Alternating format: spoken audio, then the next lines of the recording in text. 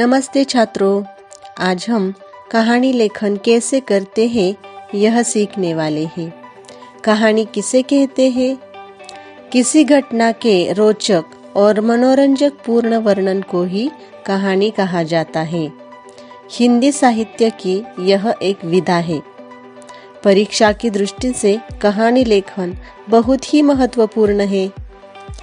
कहानी के द्वारा हमें अच्छा बोध मिलता है, हमें सीख मिलती है।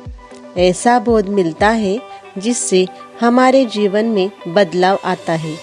इसलिए आज हम चित्रवाचन पर आधारित कहानी लेखन कैसे करते हैं यह देखने वाले हैं।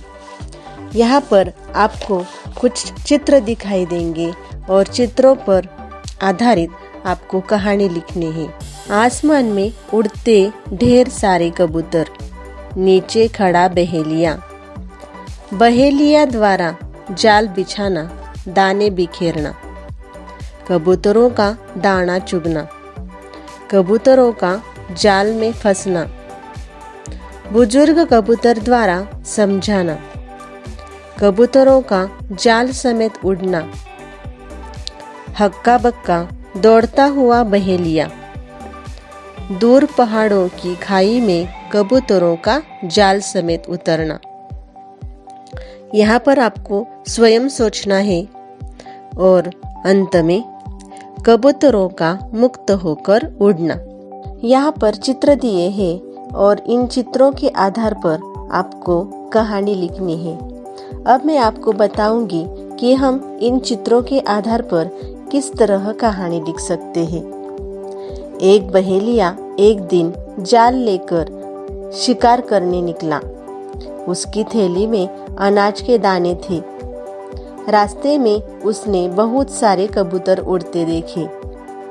उसने फौरन जमीन पर जाल बिछा दिया और वहां अनाज के दाने बिखेर दिए। वह पास के एक पेड़ के पीछे छिपकर खड़ा हो गया।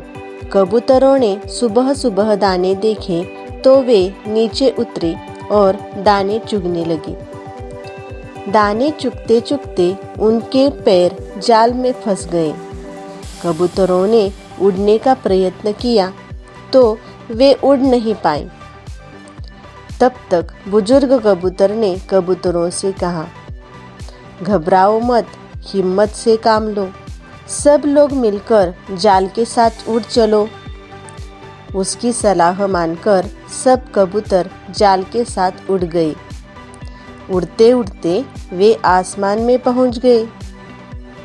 बहेलिया हक्का बक्का होकर उन्हें देखता रहा। वह कुछ दूर तक उनके पीछे दौड़ा, पर कबूतर उसकी पहुंच के बाहर हो गए थे। उड़ते उड़ते कबूतर एक पहाड़ पर पहुंचे। यहाँ बुजुर्ग कबूतर का दोस्त मुनमुन चूहा रहता था।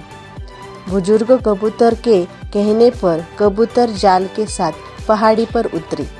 बुजुर्ग कबूतर ने चूहे को आवाज दी।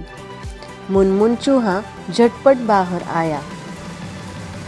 उसने जाल काटकर कबूतरों को आजाद कर दिया।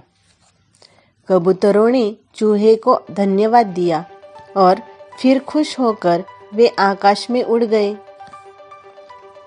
कबूतरों ने एक होकर प्रयत्न किया, इसलिए उनकी जान बच गई। और इस कहानी से हमें यह सीख मिलती है कि सचमुच एकता ही शक्ति है। और इस कहानी को हम शीर्षक दे सकते हैं, एकता का बल। इस तरह आज के इस वीडियो में हमने चित्रवाचन करके कहानी कैसे लिखते हैं यह सीखा। धन्यवाद।